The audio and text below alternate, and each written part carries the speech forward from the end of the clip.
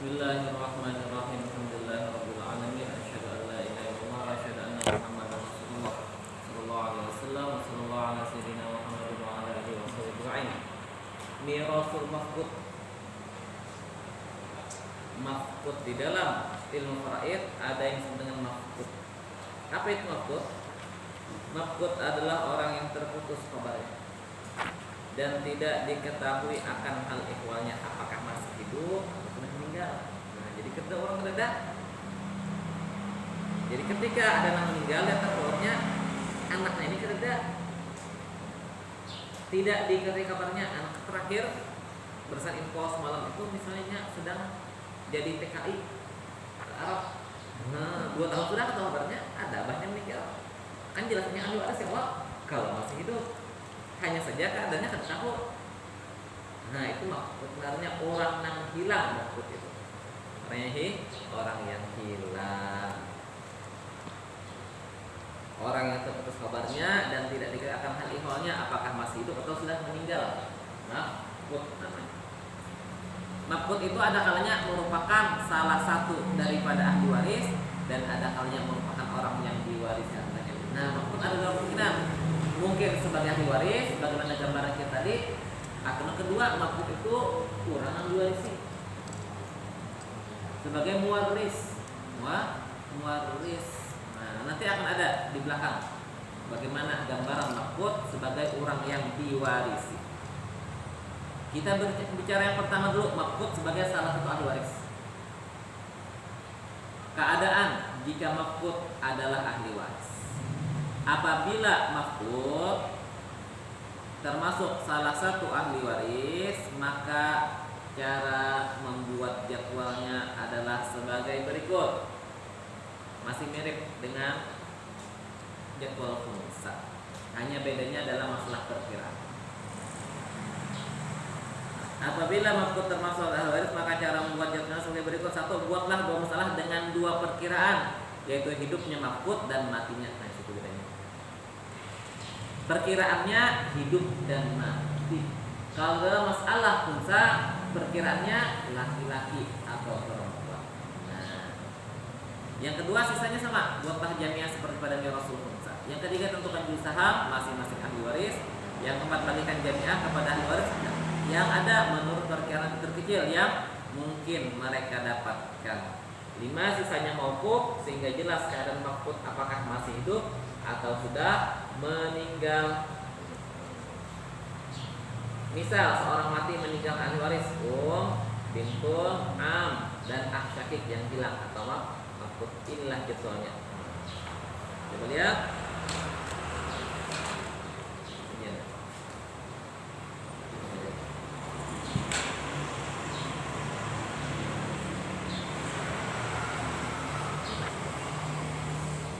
Seorang meninggal,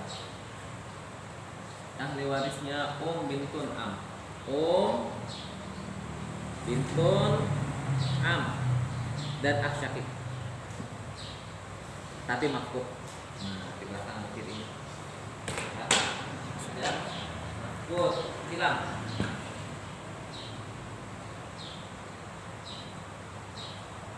Buatlah 2 masalah dengan 2 perkiraan. Perkiraan pertama, mafqud ini masih hidup. Perkiraan kedua, sudah meninggal.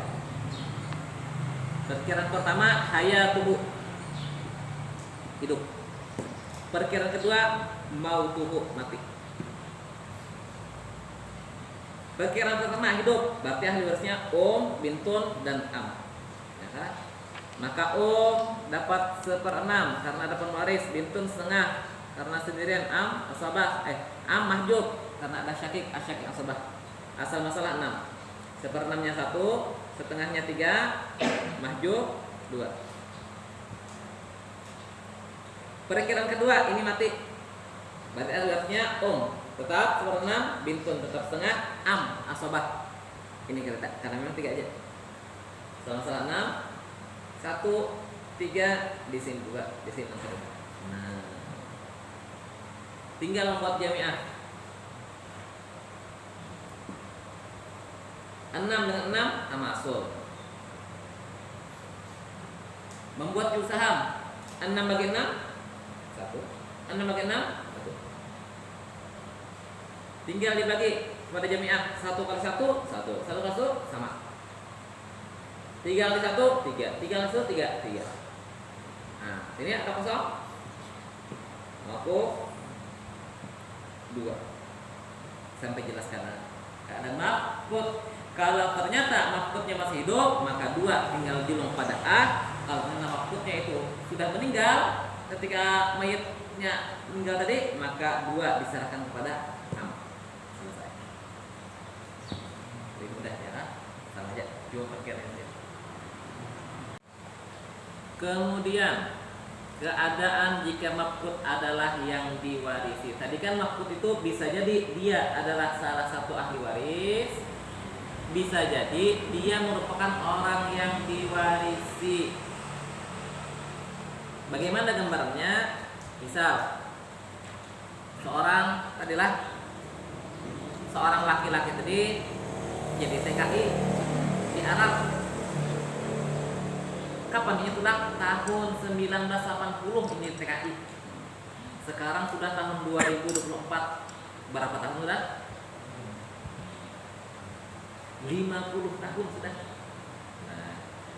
Nah anaknya nang di kampung ini sudah bercucu. Nang masih hidup. Kayaknya nang jadi TKI tahun 80 itu banyak bisa tenang di kampung. Jadi ujar anu kayak apa ini kayak ini ya Allah, kita bagi-bagi harta nih, dia masih belum ada kabarnya.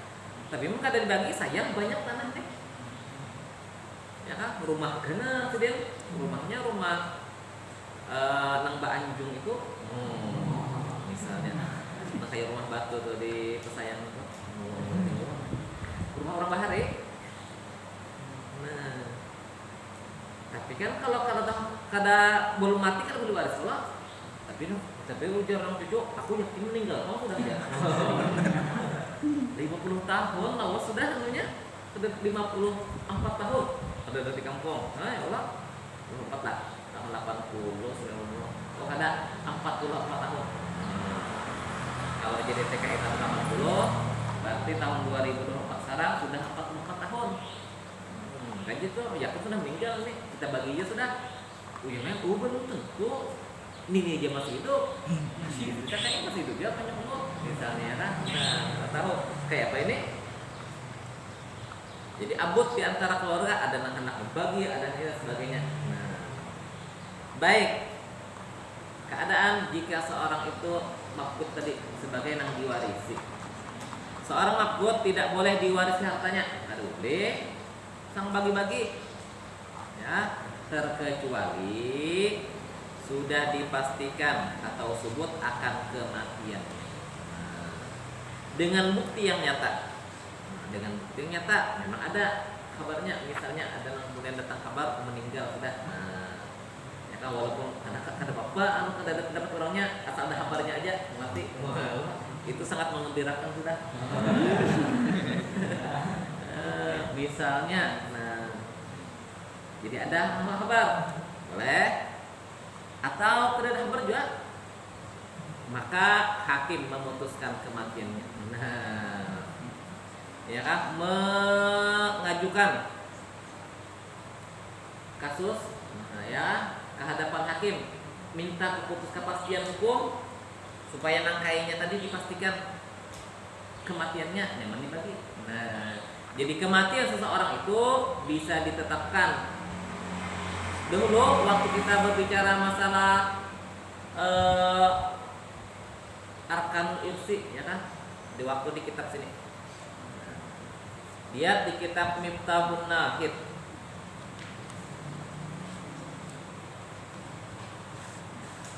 masalah syurutul irsi halaman 10.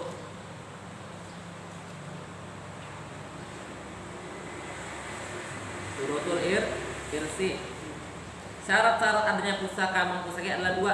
1. Tahakkuk mautil muwarris. Dipastikan matinya muwarris, dipastikan mati. Bagaimana cara memastikannya? Yang pertama dengan musyahadah. Yalah. Memang mati di antara keluarganya, atau bayyinah, ada yang bersaksi, atau dengan ijtihad. Nah, Maka lihat di bawah 13, yakni pada orang yang sabarnya dan tidak dikira hal ihwalnya mafqud. Nah di sini. Seorang mafqud kematian dipastikan dengan ijtihad hakim, bukan dengan musyahadah. Pokoknya memang kena orangnya. Nah, jadi bisa dipastikan seorang itu mati dengan ijtihad hakim. Hakim mengeluarkan keputusan ini sudah meninggal. Nah, atau hakim memutuskan kematian dengan ijtihadnya. Apa dasarnya? Berdasarkan berlalunya masa yang menurut dzon atau sangkaan yang kuat bahwa seorang tidak akan hidup lebih daripada masa tersebut. Jadi pertimbangan hakim nanti untuk memutuskan ini masalah antara lain adalah masa. Nah, lihat. Menurut sebahagian ulama ditunggu umurnya sampai 70 tahun. Jadi semua berapa sudah awasnya madam mulai tahun 80 44 tahun. Waktu sebelum umur berapa sih dia? Ya sekitar umur 25. 25 ditambah 44 sama dengan 69 tahun. Umur Siden yang sudah. Nah, kalau menurut kira ulama ditunggu sampai 70 tahun. Oh, jadi hakim kena kawa dulu. Kira tunggu setahun lagi hanya bisa diputuskan, dikeluarkan akta kematian. Nah, tunggu setahun. Bila tulaknya umur 35 tahun, berarti sudah berumur 79. Maka bisa jadi pertimbangan hakim. Oh, bisa. Misalnya ya Kak. Jadi di antara dasar yang bisa digunakan untuk mendapatkan kematian adalah usianya. Jika melebihi 70 maka bisa menurut pendapat sebagian ulama. Wakila ada yang mengatakan 80 tahun. Wakila 90 tahun. Wakila 120 tahun. Enggak usah gini. 120 oh berkawan nih.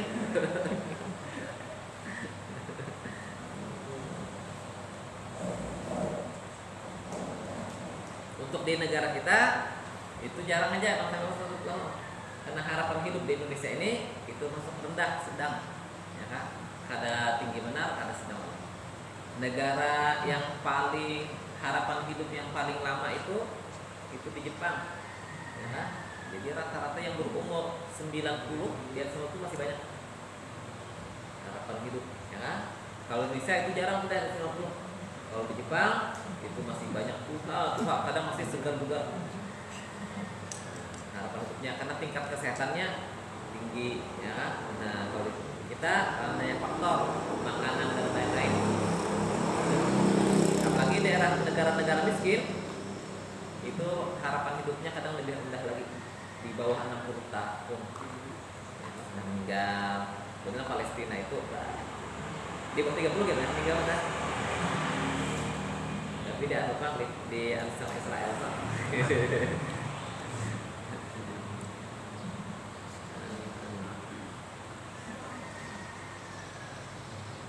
Jika hakim telah memutuskan kematian mafqud, maka hartanya boleh dibagikan kepada ahli waris yang hidup ketika itu. Ya. Seumpamanya. Nah, dalam satu keluarga itu Umar, ini Laila,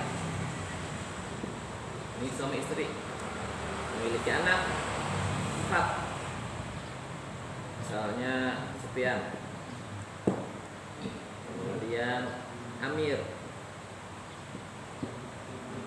kemudian misalnya Burhan, ini ada Zainab.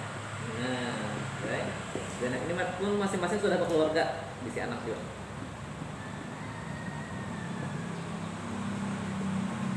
Bahkan Zainab isi cucu udah.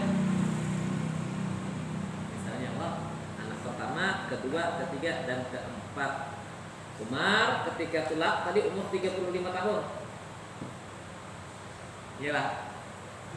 Sufyan ketika itu sudah berumur 10 tahun.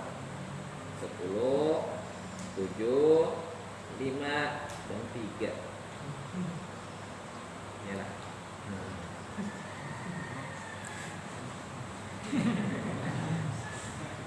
Madam Sisanya 40 matangnya 44 tahun. Berarti Sufyan sekarang umur berapa? 55 tahun. Oh. Ini 44 tambah 7 50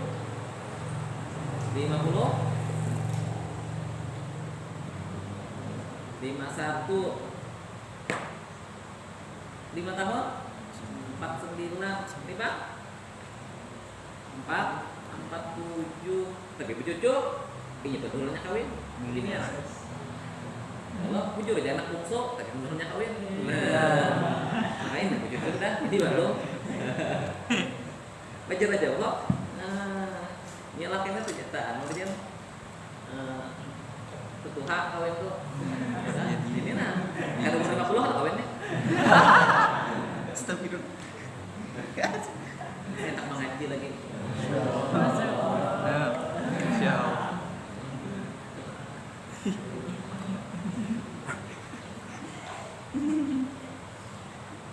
Jadi Sufyan mengangkat kasus naik ke hakim.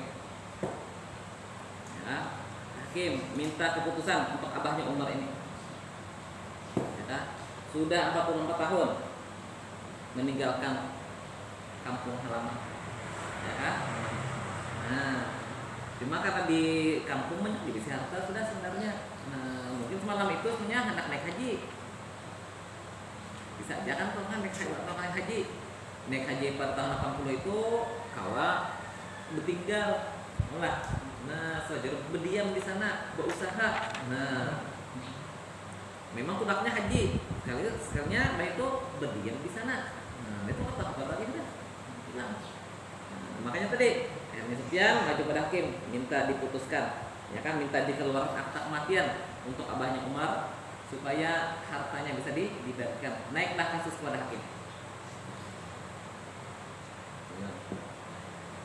Kasus naik pada bulan Muharram. Keluar putusan 3 bulan kemudian. Berarti bulan apa tau?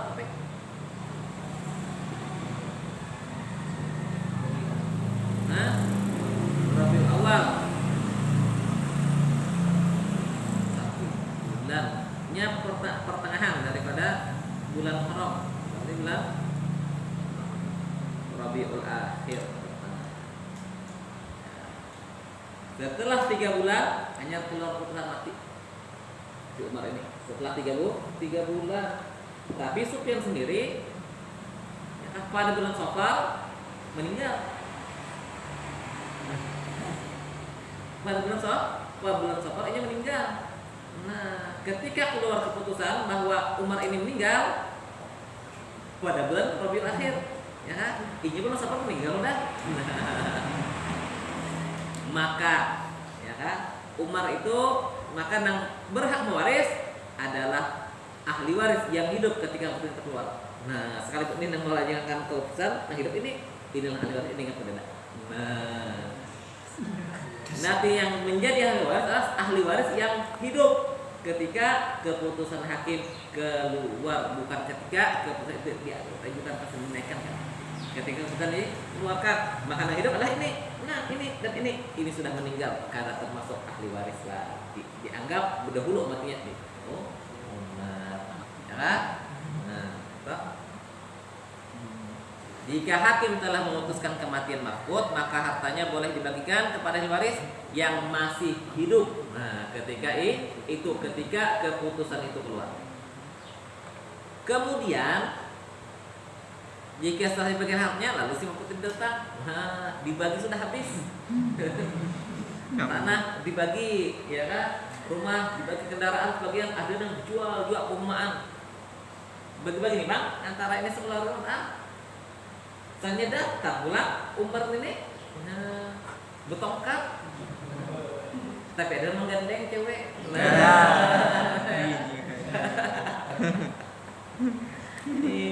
Ada kenakan juga, rupanya kawin pulang sini di sana. Nah, hidup tuh masih hidup. Datang kampung itu kampung halaman, rindu kampung halaman di sini. Nah, kayak apa? Jika setelah dibagikan hartanya, lalu si mampet datang, maka wajiblah mengembalikan hartanya jika masih ada. Wajib dibelikan. Ya, tanah sudah dibagi, ada, belikan. Kamu masih ada orangnya. Atau ada kendaraan sidin, belikan kendaraannya. Ada perhiasan yang dibagi, belikan. Jika masih ada, habis langsung dijual perumahan tadi. Ada menawar, misalnya, di sana kena tambang batu bara.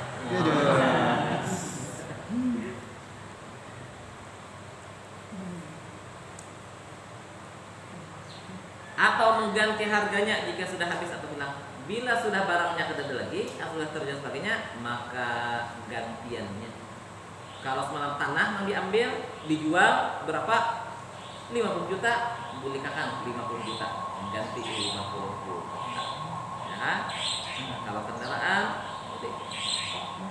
motor Tuha bisa jual orang meriah 40 juta misalnya, ya, belikan nantinya. Nah, seperti itu keterangan kalau seandainya mamput itu adalah orang yang diwarisi.